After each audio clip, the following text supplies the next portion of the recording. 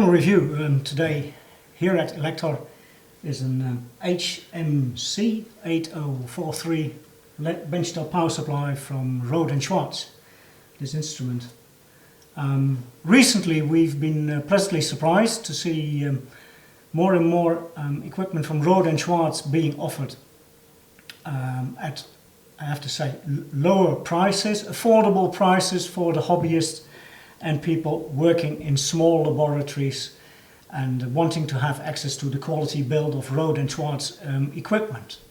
So in this review I'll try to find out if the HMC8043, this particular instrument again, lives up to that RNS expectation, if you like. Now, this video presentation makes reference occasionally, I'll be making references to a printed review by Martin Cook. Martin reviewed the instrument in detail and wrote a nice article about it, and that particular article will be printed in Elektor magazine in due course, and you will see it in Elektor.post newsletter, so keep an eye on that, and hopefully you'll enjoy that review. Again, all the technical details like millivolts and nanoseconds are in Martin's review. This is basically a presentation of the broad outlines of the equipment, if you like. Now, first thing that struck me as an engineer with a background of heavy analog regulated power supplies is that this thing is really lightweight and extremely compact for the 100 watts you get from it. The 100 watts, you have to keep that in mind all the time, can be distributed in various ways. You can set it up as a power supply delivering 1 amp, 100 volts, 1 amp makes 100 watts, but equally 3 times like 33 volts at 3 amps, that also makes 100 watts. That's a specific feature of this power supply which I found very useful.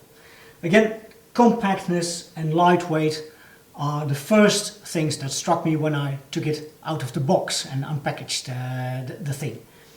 So, and the next thing that struck me was, you know, this bright display, extremely bright. You can switch between the channels and see the channels light up, so you know what you're adjusting.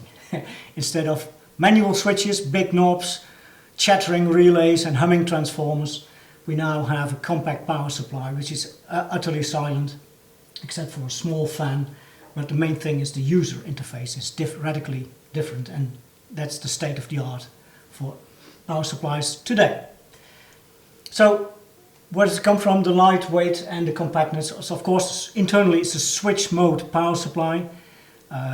Again, it's divided into 2 sections, an actual regulator and a pre-regulator if you want doing switch mode power supply. So it's a very clever arrangement and doing everything possible to keep the dissipation low, and that means you get the size as small as possible. Very good success with this particular power supply from Rohde Schwarz. Now, this is just a member of the family 804X. This is a 4.3, meaning it has 3 channels. There is a 4.1 which has 1 channel, but remarkably it has the sense inputs at the front panel, and in the picture you're viewing right now you can see them stacked. The 8041 is at the top, the 4.2 is in the middle, and the 4.3, this particular instrument, is the 3-channel version. So the final digit of the equipment indicates the number of channels basically. So you might wonder, coming back to the 8043, where's the sense input then on the 4.3? Because that's very useful to do measurements with high currents. You need a sense line to your load. Well, actually the sense is at the back, at the rear of the instrument, and I'll be showing that a bit later. Now, on the front panel, as I've already said, there are 3 channels. The 100 watts can be distributed across the 3 channels in whatever way you like, almost. So if you want a 100 volt supply, 1 amp, no problem, connect the whole thing in series. If you want 3 amps, you just connect them in parallel, shunt them together if you like, and you have a powerful 100 watt power supply again. Each of the outputs has 1 amp rated, for the series connections of course, but in principle the lot is rated at 3 amps. So I want to set up 2 supplies in parallel and another one in series, no problem. All 3 in series for possibly a small tube amplifier, you get close to 90 volts, so that might make things start working for tubes, low power tubes, low voltage tubes as well. So in practice it's always 100 watts. Now a very useful feature of this power supply, which I just discovered for the first time because I overlooked it initially, is that it indicates the number of watts you are already planning to use. So there is a count with each channel doing the wattage counting for you, which is very useful instead of always having to multiply like 9.9 things with times 800 milliamps, very confusing. The instrument does that for you, no problem. So another thing that struck me is the typical German, I think, use of the letter U instead of V for volts. We normally use 32 volts or 60 volts, 60 V. Not on this particular instrument. The unit, it's an abstract, is identified as U. And the capital letter U in German stands for potential difference in English, and that's a far better, more appropriate term, very well chosen on this instrument by Rohde Schwarz, because it indicates potential difference, meaning no ground reference. There is no ground reference on this instrument, so you don't, in principle, you don't mention V for volts either. So, although it doesn't make much of a difference, in this case, Rohde Schwarz do have their statements right, and the use of U is absolutely correct. Now, in series mode, I've just said, you connect the whole lot in series 3 times over, and you have 0 and 100 volts between these terminals. Now that may create a small problem with the maximum reverse voltage on the individual channels, which may go out of specification only in that particular case. So a bit of caution is given if you do the actual full series connection. For the rest, the parallel connection is without any issues whatsoever. Everything is tracked perfectly, and you have the full 3 amps also on your display and on the outputs. That's as far as the initial look at the front panel is concerned.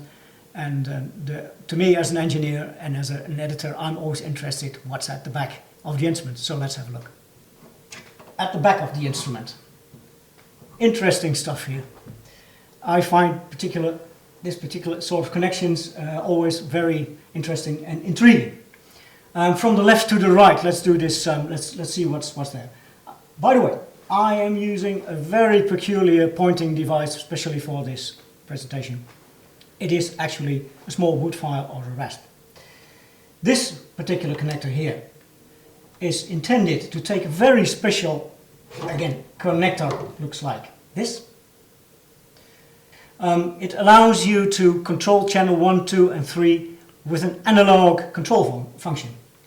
So despite the fact that the power supply is entirely digital, of course, with menus and processors and stuff, it's still possible to use analog voltage swing to control your channel 1, channel 2 and channel 3 output voltage and current and so on. Also, I've been mentioning the sense issue. The sense voltage, which you obtain from a high power load, is fed also to this particular connector. There is USB, hope the camera can catch that, next to the power supply connector. USB, this particular one, there's another USB connector on the front, but this particular one is intended for your PC. Your PC is, with the aid of some clever software supplied on disk, is perfectly able to control this entire power supply. So you do it from your laptop through USB, you talk to the HMC8043. LAN, LAN network. That's a bit, I wouldn't say misleading, but it may cause mistakes. It is not, strictly speaking, a LAN connector. It is. It stands for LXI, where L is for a LAN and X is for extensions and I is for instruments. So LXI, LAN, is for LAN extensions for instrumentation. That's a subset of the LAN concept, if you like. For the rest, there's nothing special on the front on the back panel. Sorry to say, except of course the on-off switch and the IEC appliance connector, plus a lot of print where the instrument was manufactured, and so on. The HMC8043 comes in a case which is made mainly from steel. Only the front panel cover and the rear panel cover are made from plastic. Remarkably, the instrument has ventilation holes in the top cover, top steel cover, and not on the sides, at the sides, so the heat disappears like so. That means you cannot stack this particular instrument. That's not a good idea because the heat goes up like this. Where I'm holding my hand, it's quite warm. It gets quite warm. So I looked it up in the manual. It came with the instrument, and it says this particular instrument is also suitable for mounting in a 19-inch rack. Two of these HMCs can go side by side in a 19-inch rack, and then of course you have no problem. The heat can still dissipate from the top side of the panel. The build, as you can see in the printed review, there's a photograph, is superb. It is all Rohde Schwarz quality, A1 super construction, very solidly built. We did not expect anything else, to be honest, from Rohde Schwarz. So despite the fact that it looks like hard plastic, this is steel, solid steel, pretty thick as well, and this is a good quality hard plastic on the front cover and the rear cover. Now this power supply just begs for intelligent use. If you are satisfied with a normal power supply on your bench doing 15 volt or so at 1 amp, please keep it. If you want to do more challenging applications like monitoring and charging batteries at the same time, or logging your actions on a power supply, or do remote control, an instrument like the HMC8043 is a thing to go for. So what's an exciting application? One of the best applications, I liked best, was battery charging and monitoring. Just imagine this instrument is capable of doing a very long-term monitoring of a battery charging process, like 14 hours or 25 hours if you like, or 1 hour. It doesn't make any difference. It is capable of logging your voltage and current on a USB stick, instantly usable, plug it on the front, into the front USB outlet. As you've seen, the back outlet is for the PC. This particular one is for the USB stick, and the instrument writes data at specific intervals onto the stick in CSV, comma separated, whatever, a value, I think it is, data, and for use in your beautiful Excel spreadsheets you can impress your boss with, as having monitored a particular power supply battery pack, and knowing exactly when the voltage changes on the battery, like it rises or it drops, or when things go wrong in a battery internally. So you just plug it in, you remove it, you go over to your PC, stick it into the PC, load up your Excel, Microsoft Excel, and away you go. You have all the data on a specific battery pack. It's a very convenient feature.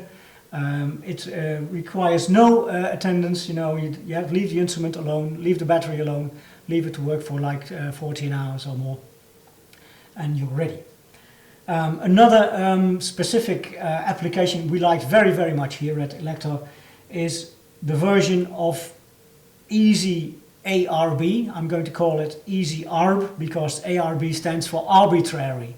Now you may have heard of arbitrary wave generators, AWGs. This is a specific and even more powerful version of an AWG because easy ARB is event driven and not just time driven. A stupid or non-intelligent AWG just does things at specific times. This instrument does things at specific events.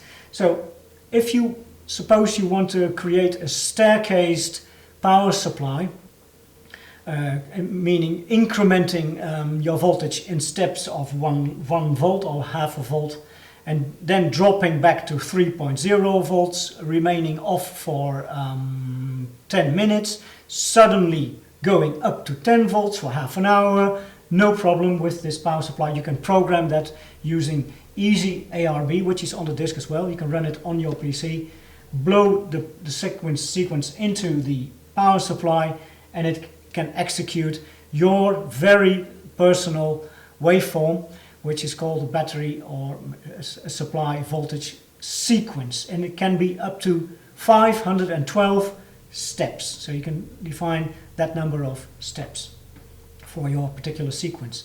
Now the resolution is amazing of this particular instrument.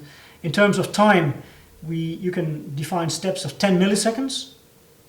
In terms of voltage, we have 1 millivolt. And in terms of current, of course, we're dealing with the power supply, we have steps of, you can define down to 1 milliamp. So with the 10 milliseconds, 1 millivolt and 1 milliamp, you can do a lot, I think. And it's all configurable using easy ARB, which is on the accompanying CD-ROM. In practice, so it's not difficult to create your particular waveform for any specific application in up to 512 steps. Now, power supplies are your easygoing friends as long as you have a static load like one resistor connected, or one lamp, or one relay, or a power amplifier, or whatever. It gets more exciting if the load is dynamic, and most real-life loads are dynamic, meaning they change their current consumption in any time interval that you may think of, like a few microseconds or 100 nanoseconds or a second or whatever. That's called dynamic. So the load is not just always ohmic or a pure resistance, but it may change in time rapidly and dramatically. And as engineers, we are always interested to know the dynamic response of our power supplies to these dynamic loads.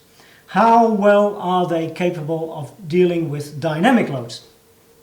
So suppose I'm powering this resistor, which is like a 7 ohm resistor, boring resistor, with a current. It's nothing special happens, and it will last until the year 2099 and beyond. But the things starts happening if I connect a low value resistor like this 0.7 ohm of resistor, suddenly in parallel with the 7 ohms one. The current rises dramatically due to this connection. If I disconnect it, the power supply, of course, must keep the output voltage stable, and it takes a hell of a lot of computing and regulating, believe me. Next, I connect it again, and I disconnect it again, and I don't do it at like a second rate or 1 second rate we're demonstrating right now, but at microseconds or even nanoseconds. So it's a very nasty load for a power supply. We call it grilling. We grill the instrument for its response. Now, for the particular purpose of this review, we built a dynamic load tester, which is this simple circuit. It was quickly assembled for the test. Basically, it does the following. It switches two resistors, a high value one and a low value one. It connects them in parallel very rapidly, and by monitoring the voltage produced by the power supply, you can see the dynamic response of the power supply. Okay, let's have a look at the initial response from the power supply, the 8043. You can see it in the trace you are viewing right now, the oscilloscope trace, and the upper trace shows the output voltage produced by the power supply, and the lower voltage remarkably shows the on-off behavior of a MOSFET. We don't use a relay or a switch to do this particular dynamic testing, but a MOSFET, which is all electronic and much faster. You can see that 0.7 of an ohm in parallel with 7 ohm, it takes about 700 microseconds from the upper trace to return to within 10% of the final value. The peaks are about 0.27, let me level up, 0.26 of a volt and minus 0.2 of a volt around the nominal value. The nominal value has been set to 0.7 volts. That's a relatively low value, of course, to be able to see what happens in more detail. The technical specification of the Rohde Schwarz instruments indicates 1 millisecond specification to return to like 20 millivolts. But in this particular case we saw roughly 2 millivolts, which is A, nothing to worry about, and B, perfectly acceptable. Having dealt with the dynamic response, which was very, very good of this power supply, which we found very acceptable using our special instrument, we also wanted to know one quirk of many power supplies, that is that their behavior at switching it on and off. Now you might think, well, when I switch my power supply off, the voltage returns to 0 volts and that's it. That is not the case. The power supplies have very intricate circuitry to prevent spikes at turn off, and exactly the same at turn on. It may look easy to switch an instrument on and off using the power supply power button on the front panel. That looks easy as a user, but internally a lot is happening to prevent a lot of trouble. Let's have a look at an oscillogram we captured from the soft on-off behavior, meaning I am pressing the on-off button to switch the instrument on and off, as you should, as in 999 out of 1000 cases. Let's have a look at what the oscilloscope told us. Now the image shows how I turn the instrument off. That happens at the second horizontal division roughly, and you see a very small dip, which is nothing consequential, and then the off period continues, and then it goes on again, the instrument is switched on again. So in summary, there is nothing special happening, nothing untoward, and this particular power supply has a near perfect on-off behavior as far as switching it on and off with the power button is concerned. Another way of turning a power supply on and off is usually unwanted or unintended. It is not by switching it on and off with the provided on-off control on the front panel, but some fool decides to unplug your mains cord, or the electricity supply suddenly fails. We call that a hard on-off condition. It should happen unexpectedly. You should never plan to do that. The instrument should always be switched on and off, of course, with the provided button. But if it happens, if the current is interrupted in some way or another, you can never know what happens with your mains electricity supply. Colleagues may be fooling you, they may be pulling pranks on you, or an accident can happen, whatever. What happens if the AC power disappears at the rear of the instrument? We captured that on an oscilloscope as well, that event, and let's have a look what happened. So here we have the oscilloscope showing the results. The output voltage was set to 1.8 volts. Now that may strike you as unusual. It's a fairly low output voltage, but mind you, a lot of microcontrollers and microprocessors are working with ever lower supply voltages, so we thought let's do a low voltage for a change. So this happens if a power fail occurs. The horizontal division, no, the vertical division is a half a volt. The horizontal division is 20 milliseconds per division. And again, I'm switching here with a 7 ohm load and a small capacitance in parallel. As you see, the output voltage actually rises briefly and then drops to 0. That is the unwanted switch off behavior, if you like, of almost any power supply. In this particular case, if you measure with me, we can see about 0.8 of a volt positive rise as a response to switching off, and then dropping off again like 1, 2, 3, 60 or so milliseconds. It's down to 0. This may look unworrying in the case of any power supply output voltage in excess of 5 volts or so, 10 volts. 0.8 of a volt is not very important, but it is essential and crucial in case of a low output voltage like 1.8. So it may swing up to 2.6 in this case, and it's the same applies to roughly a 3.3 of power supplies, which may rise also. In terms of percentage, this is a critical issue. But again, this is not to worry about if the power supply is set to anything above 5 volts or so. Right, so much for dynamic loading and switching the instrument off with the front panel switch and force it on and off with the mains cord or mains power fail, if you like. There was someone, a magic guy called Bob Pease, who devised a more horrid test for power supplies than your dynamic load tester. He came up with this brilliant instrument which I've been showing you. It is a simple file or a wood rasp. What happened?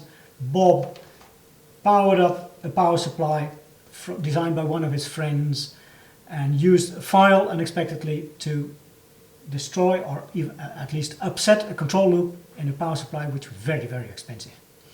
What happens if this is the output supply between these two terminals? If you move the file across it, maybe you can hear it on the sound. I'm not doing this live with the supply connected, but the teeth of the file make contact intermittent and release the contact at a very fast rate, depending on your speed at which you use the file, you move the file. The response of the power supply should be adequate, of course. It should detect the short circuit immediately, reset down to 0 volts, and then watch what happens with the load. The load can continue as soon as the teeth have released the contacts, but before that happens, the next contact is already in place, and that is the mean thing about the filing trick devised by Bob Pease. Now, if you want to know how this particular power supply responded to that horrible test, read the review produced by Martin. Martin actually did it, and see what happened. So in conclusion, I think I'm safe to say that the Rohde Schwarz 8043 is a quite well-behaved instrument. It is utterly reliable.